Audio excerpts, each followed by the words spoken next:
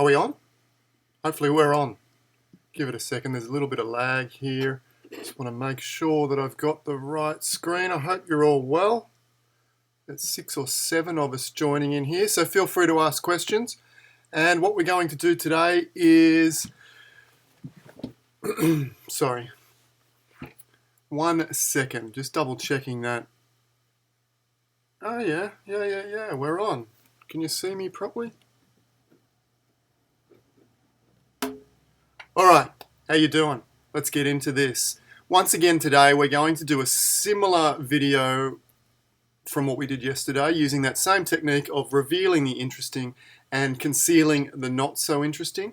But this time we're going to take it a little bit slower, or actually quite a bit slower I suppose, and really talk about exactly how to use Photoshop adjustment layers and masks to our advantage. Now, Photoshop layers and masks, I won't lie, it's probably the most difficult, if you like, it's probably the biggest stumbling block for new users of Photoshop to get over.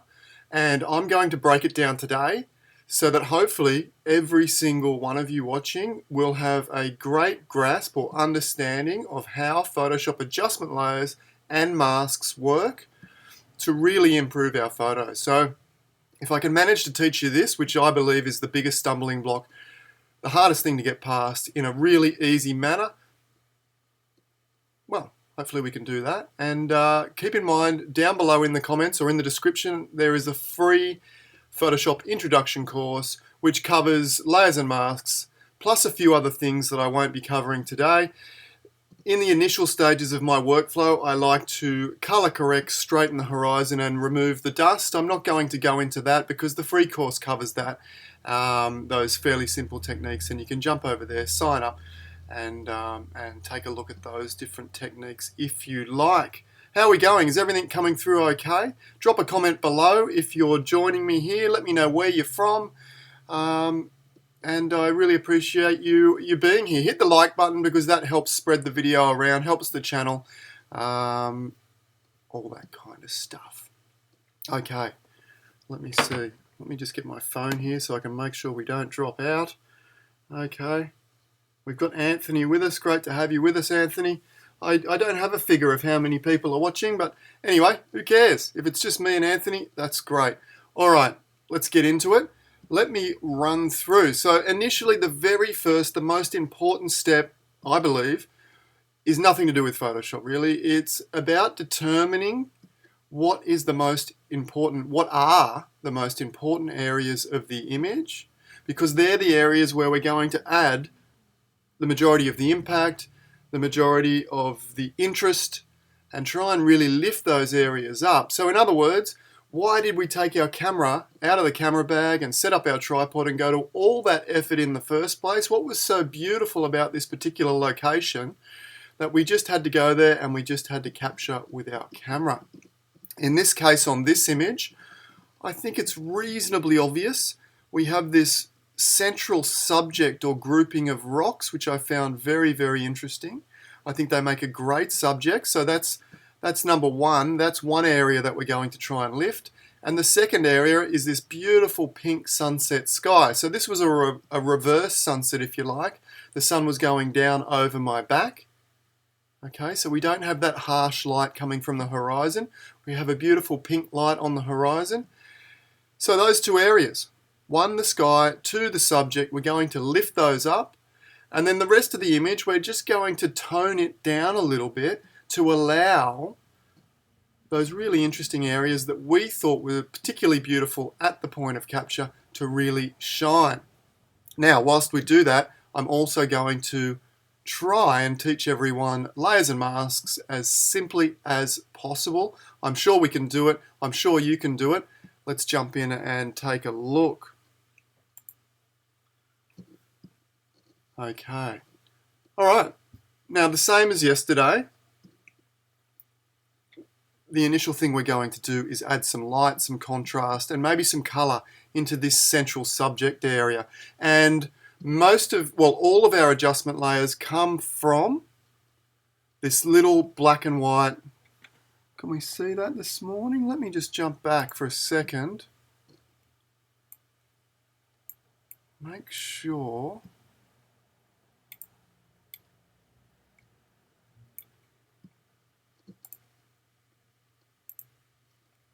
Oh, nearly closed the whole stream down. I just wanted to make sure that all of my buttons were on screen there. Anyway, okay, so all of the adjustment layers are just here. Little black and white circle right down the bottom right corner of your Photoshop screen. Now, one of the great things about my particular workflow, I believe, is the fact that here we have roughly 20 different adjustment layers. And what you'll notice with my workflow this morning, and the same as the workflow yesterday, is we're only going to use about 3 or 4. That's because pretty much the rest of the adjustment layers essentially do the same thing but in a different way. Okay, so you don't really need them all. Sure, you can experiment and play with them all, but for the most part we only need about 4 or 5, probably 4, maybe 5 adjustment layers at most. Curves is going to do most of the heavy lifting for us. Curves is going to do all of our brightening, all of our darkening, and all of our contrast adjustments. So given that I want to add a little bit more light to my subject here, let's go and choose a curves layer. Click on curves layer there, and we're going to brighten the subject initially. So one point in the middle of our curves graph here, lift that up.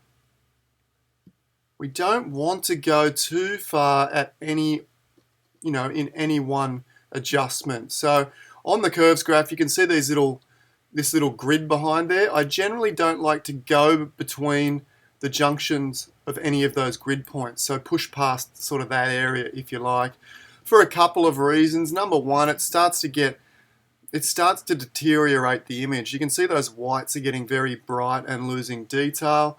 And number two, and the most important, is it becomes very, very difficult to brush in smoothly really aggressive adjustments. Okay, so we're better off just doing rather subtle, well, not too subtle, but rather subtle adjustments like that. Excuse me, like that, and do 2 or 3 of them if we need to do more. Okay, so now that we've adjusted that brightness, we can see the curves layer here. We've got someone else joining us. G'day, Tim, all the way from NZ over the ditch. Hope you're doing well, mate. So now that we've adjusted that curves layer, we've bumped up the brightness, and you can see if I turn off the adjustment layer here, that's before the adjustment, after the adjustment. And if you notice, before, after, it's affecting the entire image, top to bottom, side to side, the entire image. And that's where the mask comes in. When this little mask, let's refer to it as a window if you like. When the window is white or clear, we can see everything through a clear window. Okay, and what that clear window does in relation to our adjustment layer is when the window is white or clear, it allows the entire adjustment layer through to the layers below, which is where our background layer is. So you can see at the moment, because that mask is clear, it's affecting the entire image below because all of that adjustment's allowed to go through the window. Now this is where it becomes really interesting. If we press Command-I on a Mac or Control-I, I for invert on a PC, let me just do that now, you'll see the mask switches over to black. Now when we black out a window, paint it black, we can't see anything outside at all, can we? And this is exactly the same with a Photoshop mask. You can see the adjustment is still active. Okay, that curve is still bent up. But because the mask is black, when we turn that on and off, none of that adjustment is being allowed to come through to the background layers below. Now, if we grab a white brush and start cleaning the window in specific areas, what do you think's going to happen there? Absolutely. What's going to happen is that adjustment is going to be allowed to come through the areas which we clean from black back to white. But the adjustment is going to be held back in the areas where we leave that mask black. So let's do that as an example on this layer, and then we'll keep going. We'll keep reinforcing that, essentially doing exactly the same little mini workflow for every single adjustment layer. Now, when it comes to our brush, we hit B for brush on the keyboard, or we can select it from the tool panel over here. And if you're not sure which one the brush is, if you just let the mouse cursor sit on any particular tool, Photoshop will tell you which tool that is, which is really great. So B for brush there.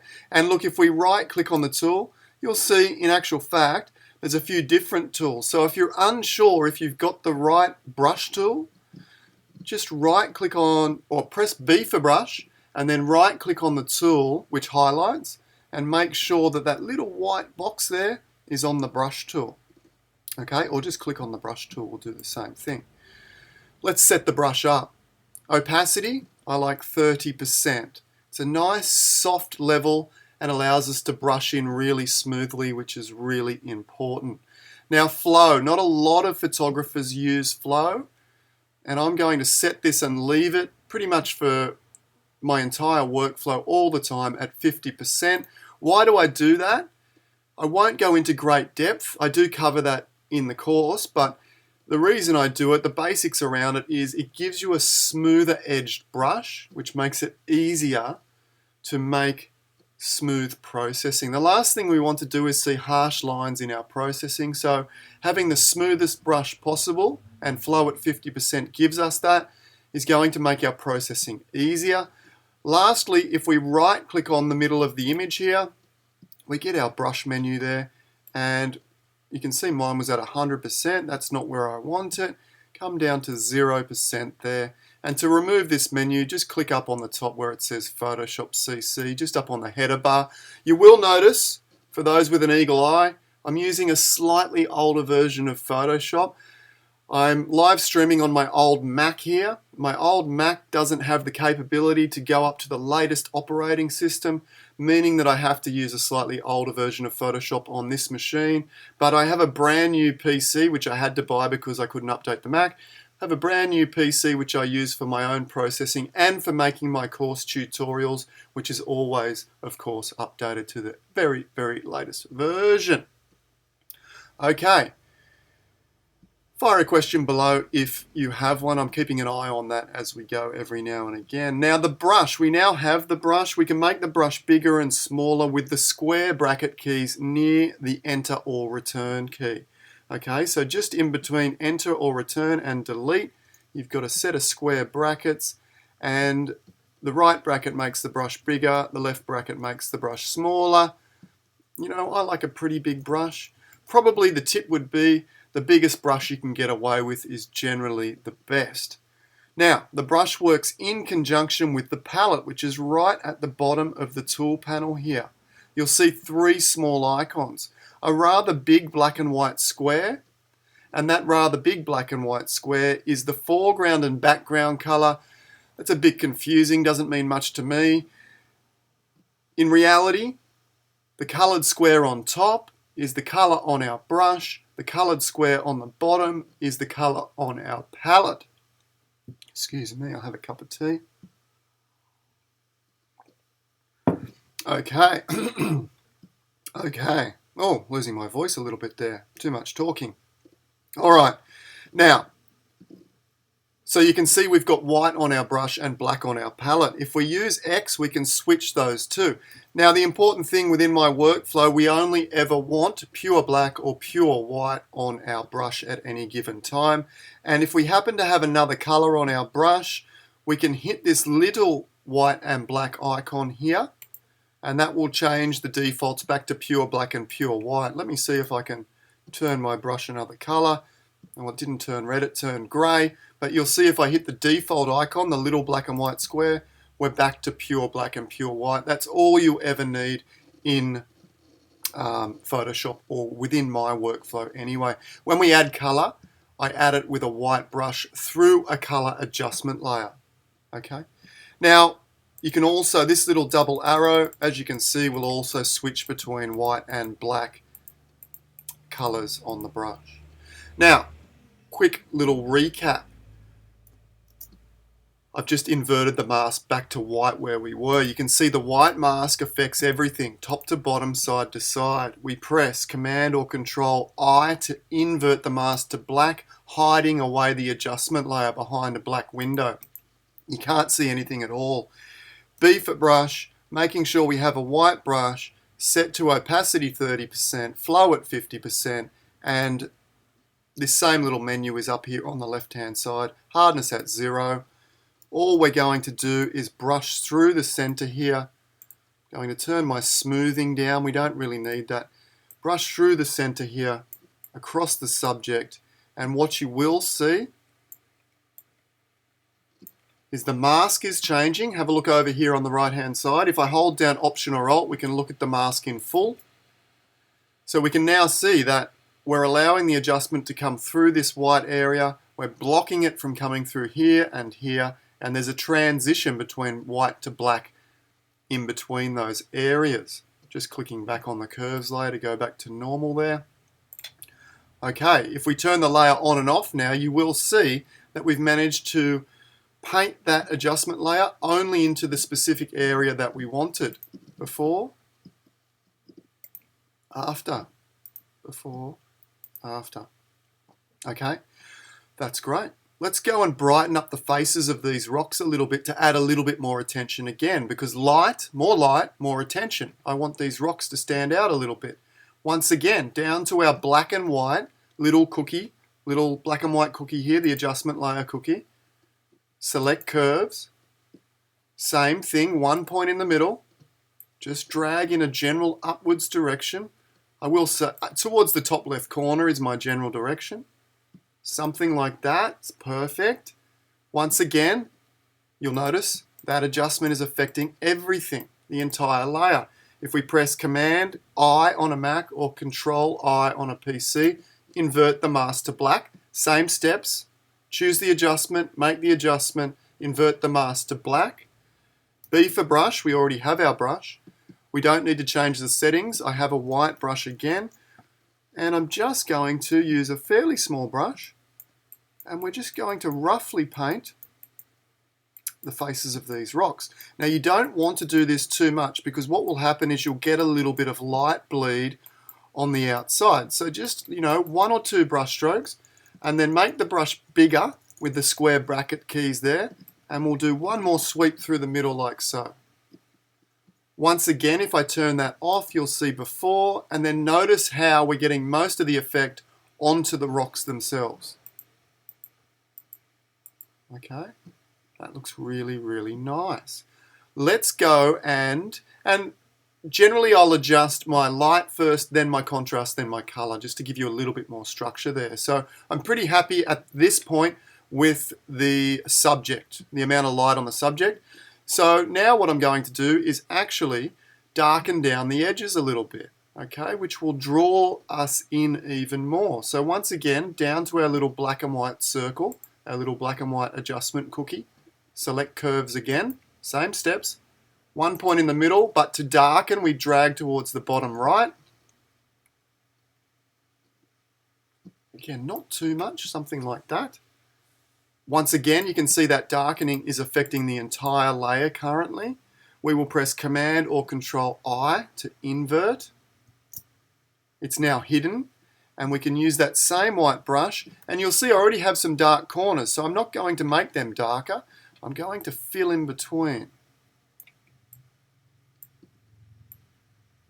This is called adding a vignette, and vignettes will generally draw more attention into the central area of your image.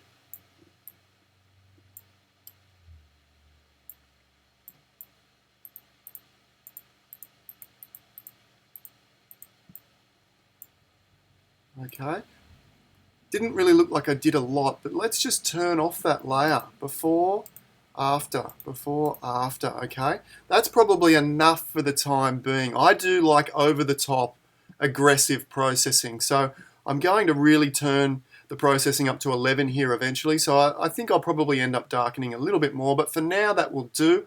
Let's take a little bit of a recheck of where we've come from. There's the raw file, and with those three layers, have we managed to add a little bit more impact, a little bit more attention to the subject area? I think we have already. Okay, let's add a little bit of contrast next. I'm pretty happy with the brightness for now. Let's add some contrast. Initially, once again, adjustment layer icon, curves. And for a standard contrast, normally you'll put 2 points down. One roughly about a quarter up the 45-degree line, or a quarter from the bottom, a quarter from the top. Okay, the one down the bottom we drag down a little bit. The one up the top we drag up a little bit, not much. Just like that. I'm not really liking it in the whites, you might agree. I'm really liking it on the rocks though. So we will invert that, and it's quite nice in the sky too. Command or Control invert. Once again, that's hidden away. I'm going to make my brush a little bit smaller. Same brush, B for brush, white brush. A little bit of contrast there, a little bit there, a little bit there, a little bit there. Again, not much happening. The really cool thing about this workflow, or the structure of this workflow, is it will work with pretty much any image. Okay, as long as you've got something of interest within the image to give love to give some attention, it will really elevate all of your images based on this theory. A little bit in the sky there too. Okay, I want to add a little bit more contrast to the sky. Once again, curves layer. But this time I'm going to grab the little hand icon here.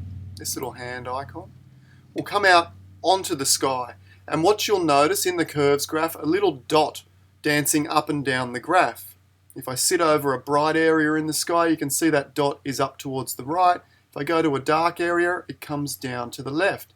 And this is important in adding specific tonal range contrast into specific areas, because rather than just putting a random set of dots, one at each end, we're going to target the tonal range of the sky itself. If you happen to get some dots on the screen and you don't want them, you can just drag them off the edges like that, or click the refresh button there to start again. Okay, let's click on a bright area of the sky, and you'll notice that places my first adjustment point on the graph, and then one of the darker areas in the clouds here. Okay, 2 points on the graph. You'll notice they're a little closer than what my other contrast points were. That's great because we have now placed specific sky range contrast points, if you like. I don't even know if that makes sense, but hopefully you know what I'm talking about. This is the bright point of the sky and the dark point of the sky. If we grab the bright point, watch what happens to the sky here. Boom. Okay. We can adjust the dark point a little too, like that. But essentially, to get more contrast, we just move those points further away from each other. Once again, that's very aggressive. It's doing horrible things in the foreground, beautiful things in the sky. So when we press Command or Control I to invert once again, B for brush, we just paint that where it looked awesome in the sky.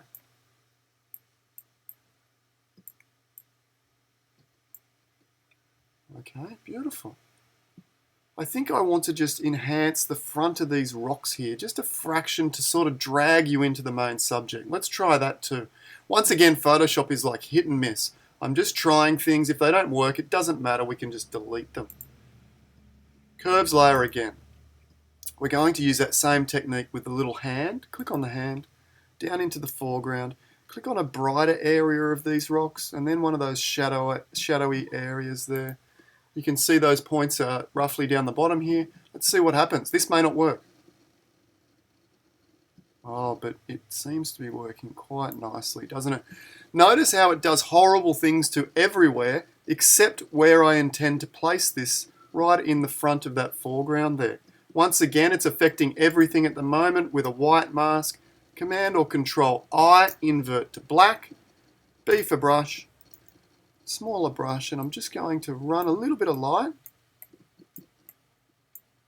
along that edge. Perfect.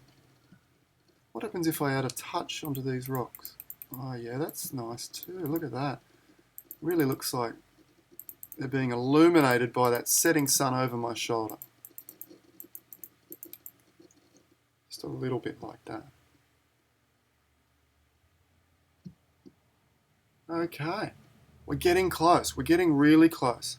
What we now might do is start adjusting the color, then we'll come back and refine this a little bit. So come down to our adjustment layers icon. This time we're going to change to our second adjustment layer style, hue saturation. And what I'm going to do first, there's some funky color around the edges, some weird cyan-y blue here, also some weird blue there. So I'm going to adjust that first.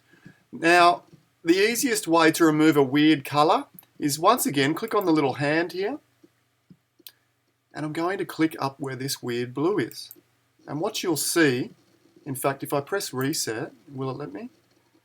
No, it won't let me. Let me delete that layer so I can show that a little bit clearer what is happening. Hue saturation again. Watch this little rainbow slider. When I grab the hand and now click, watch that rainbow slider there. You can see it sets up a target range for our sliders here, and it's changed my drop menu, which was master, to cyans. And if I now just drop the cyan saturation, you'll see it pulls out the blue from those trouble areas. Now I probably don't want to pull out all of the blue like that, so once again, Command or Control I to invert, B for brush, I'll make the brush bigger. You'll notice we haven't even changed the brush settings once, and we're just going to just take out a little bit of the blue where I think it's a bit troublesome, mainly there. I like it in the water out the back, that looks great. Okay, perfect. Once again, let's add another hue saturation layer.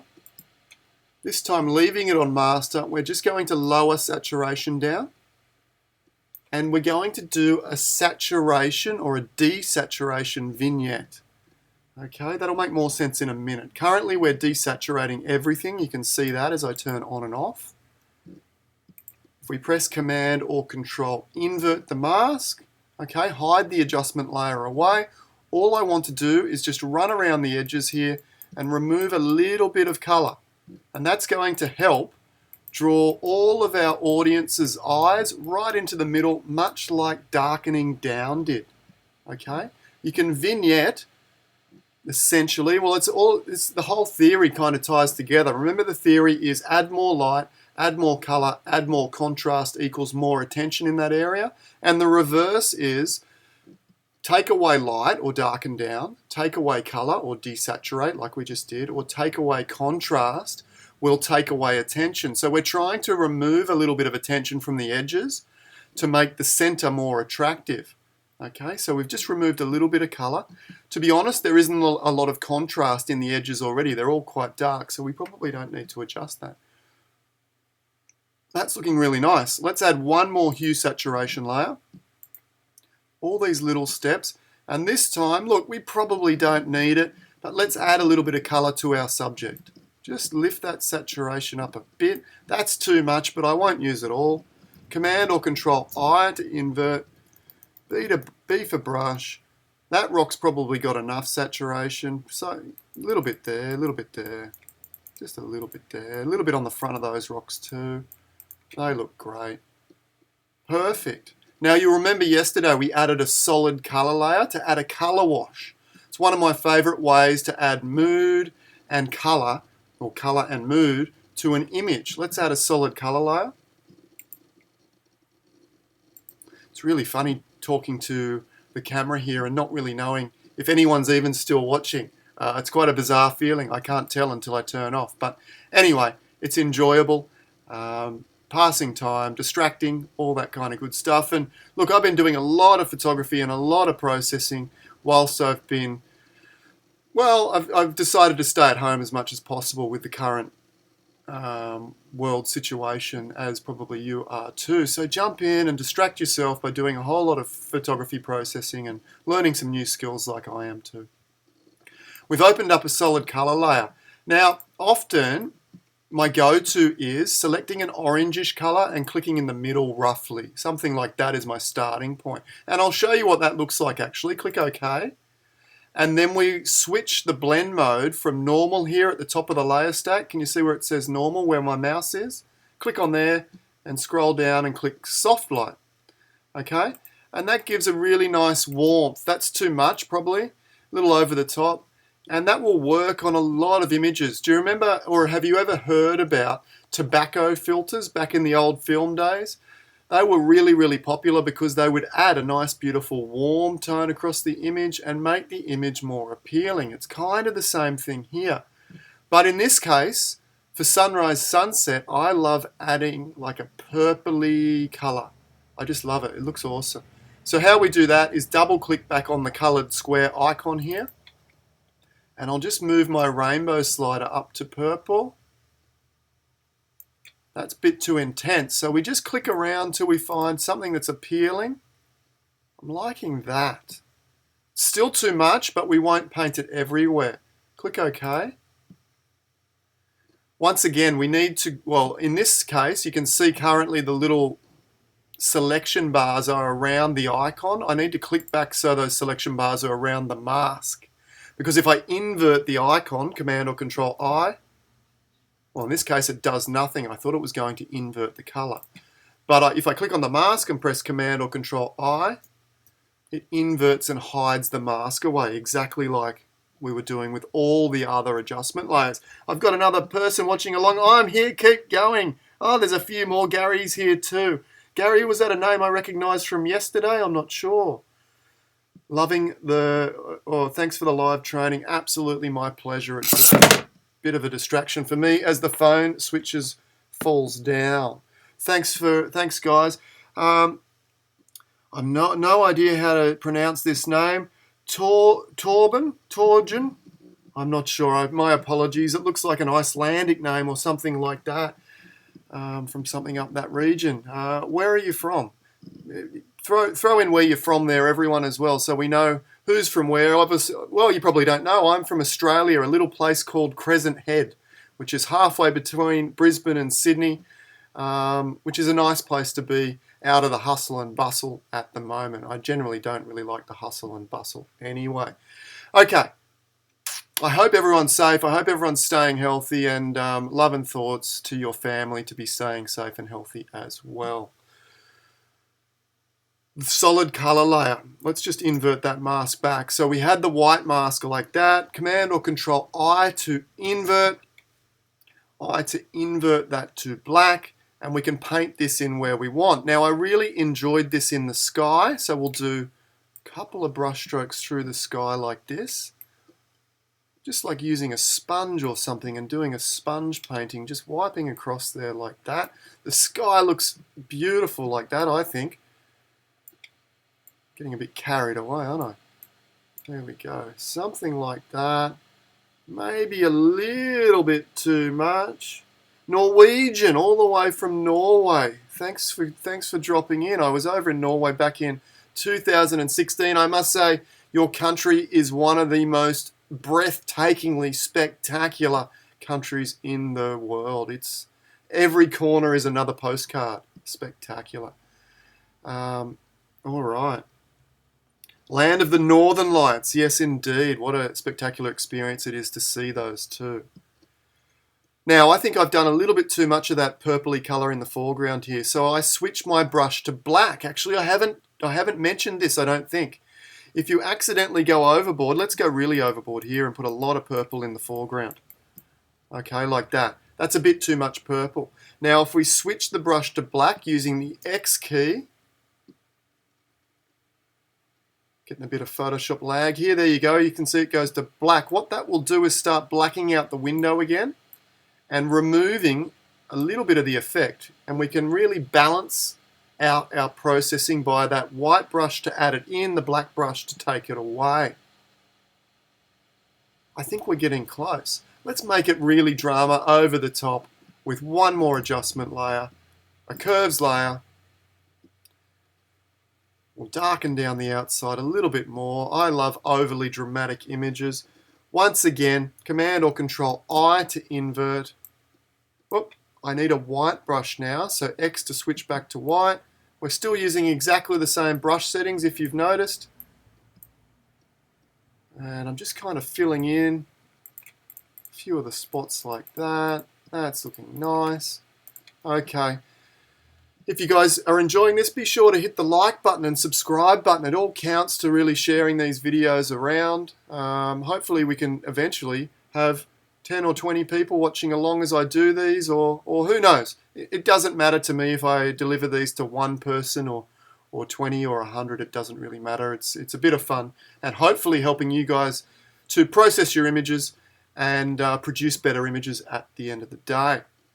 One more layer. I keep saying one more layer, don't I? One more layer. Let's add a little bit of a blue tinge to the water. Adjustment layers, solid color layer, blue. Click in the middle for now, that will do. Click OK. Change the normal blend mode here to soft light. That's not bad. Click on the layer mask, Command or Control invert to hide that away. I am going to just drop my opacity down because this blue is going to come on really fast, and that's through experience. But look, if you happen to just, look, let's just happen to,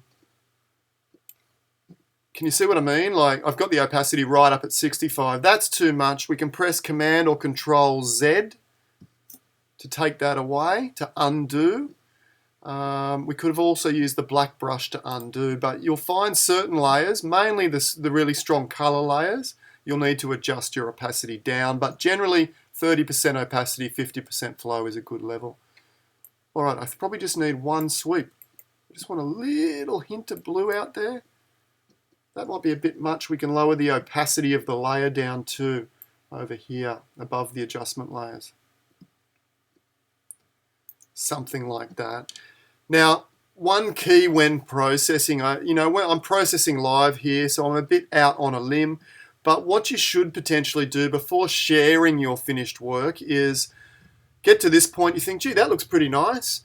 Go and have a cup of tea, rest your eyes for 5 or 10 minutes, come back and have a look and make sure it's not too crazy over the top. I got a feeling that I have a little bit too much saturation in some of these areas, and I might like to come back and dial it down before I go and post it on Instagram, because the last thing you really want to do, or what's not particularly fun, is to go, wow, that looks awesome, and then get it all ready, post it on Facebook, post it on Instagram, and then all of a sudden you have a look at your own phone and think, oh, what happened to that image? And sure enough, when you look back in Photoshop, you've really pushed it a little bit too far over the top, and you wish you could delete that and and adjust the image and start again, but it gets all a bit messy on the social medias when you start deleting and reposting and all that kind of stuff. So just take 5 minutes, have a cup of tea, come back, have a look, and if you still love it, it's probably finished. If you don't still love it, have a little bit of a tweak,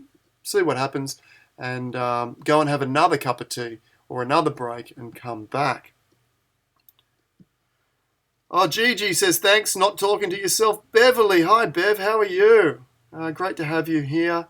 Some of these names I recognise as Easy Way students. Beverly is an Easy Way student. Thanks for joining us. Tim, I'm sure, is an Easy Way. I think Gary might be too. Anyway, if you're an Easy Way student, Grant King, how you doing? Love solid colour soft light. Yeah, me too, mate. Adds a great deal of mood. Let's go back and take a look at what we've managed to do applying that reveal and conceal technique that we went through yesterday. So we're trying to reveal the interesting and conceal the not so interesting, and thereby creating an image with the most impact possible, the highest impact we possibly can. If we hold down Alt or Option and click on the icon of the background layer, you'll see before.